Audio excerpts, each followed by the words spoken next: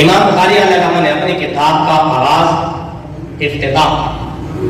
وہی سے فرمایا اور اختتام اعمال کے تولے جانے پر کر رہے ہیں۔ اس میں حکمت اور راز یہ ہے کہ اعمال و اقوال دین کے اصول و فروع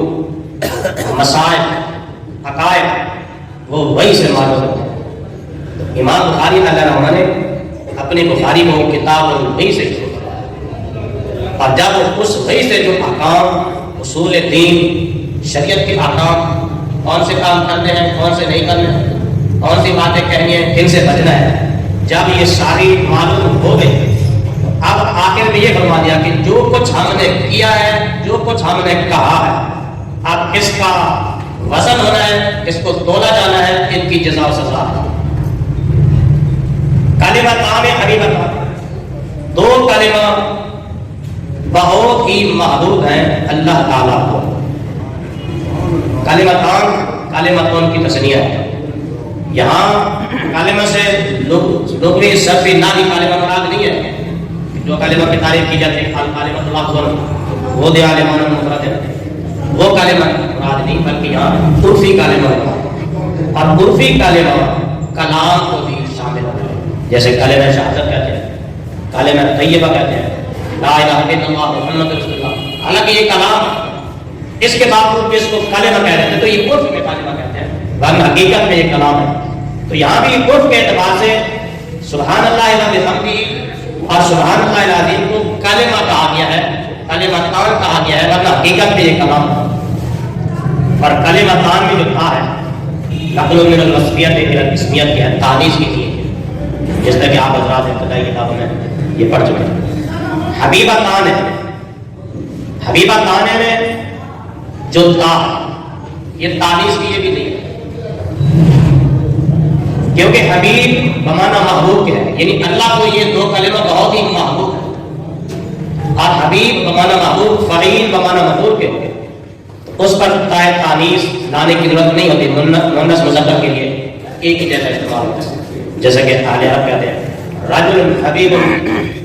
امرأۃ حبیب حبیبہ کو نہیں کہتے حبیب نہیں کہتے مذکر مؤنث دونوں کے لیے حبیب نہیں کہتے۔ تو یہاں پر حبیبتان تا اس لیے لائی گئی کیونکہ آگے خفیفتان اور ثقیلتان ہے تا تھی تو اس مناسبت سے حبیبتان نے بھی تا لگا حبیب محبت یعنی اللہ کو بہت محبوب ہے محبت قلب میلان کو کہتے ہیں دل کے جھکاؤ اللہ رب العزت اللہ تعالیٰ تو دل سے آزاد سے پاک ہے تو پھر اللہ تعالیٰ محبت کیسے کرتا ہے تو اس کا مطلب یہ ہے کہ یہاں لازم جب محبت ہوتی ہے تو محبت کرنے والا محب محبوب کو انعام و اکرام سے نوازتا ہے تو یہاں مطلب یہ ہے کہ جو بندہ یہ کلمہ پڑھتا ہے سبحان اللہ وبحمدہ سبحان اللہ العظیم اللہ تعالیٰ اس کو اس کا جو لازم ہے یعنی ثواب انعام و اکرام اللہ تعالیٰ اس کو اس سے نوازتا ہے۔ خفیفتان علی اللسان خفیف ہے زبان پر مختصر خفیف کا مطلب ہلکے بھی ہے یعنی پڑھنے میں کوئی دقت نہیں ہوتی کوئی مزہ نہیں ہے جس طرح کہ لفظ مستشزرات اس میں ثقل ہے تو اس کلمہ میں اندر کوئی ثقل نہیں ہے سبحان اللہ اور وبحمدہ نہیں اور سبحان اللہ پڑھنے میں بالکل آسان اور سہل ہے اتنے سہل ہے کہ ہر بندہ اس کو آسانی سے پڑھ سکتا ہے یا اس کا مطلب یہ ہے کہ خفیف ہے یعنی بالکل ہی مختصر سبحان اللہ وبحمدہ سبحان اللہ العظیم بالکل مختصر ہے ان میں کوئی طوالت نہیں ہے۔ ثقیلتان فی المیزان بھاری ہے میزان میں ترازو ہے یہ اعتبار ثواب کے اجر کے